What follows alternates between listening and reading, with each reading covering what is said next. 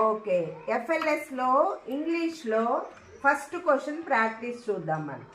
దీంట్లో ఏంటంటే పిక్చర్ ఉంది కదా, ఇక్కడ ఫస్ట్ క్వశ్చన్ ఇది. 4 బొమ్మలు కనిపిస్తున్నాయి కదా, నేను పైన ఒక సెంటెన్స్ చదువుతా.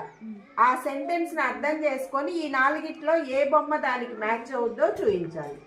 Okay, the plant is being watered. మళ్ళా చదువుతున్నా వినండి. 4 బొమ్మలు చూడండి. The plant is being watered. ఈ 4 బొమ్మల్లో ఏది కరెక్ట్ నేను చదివిన సెంటెన్స్కి? మళ్ళా వినండి. The plant is being watered.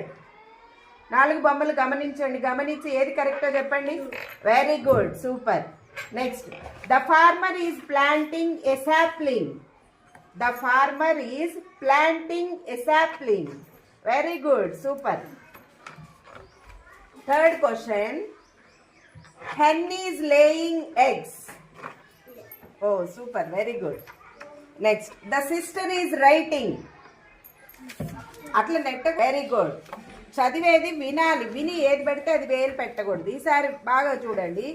The mother is washing clothes. Very good, super. అర్థమైందా?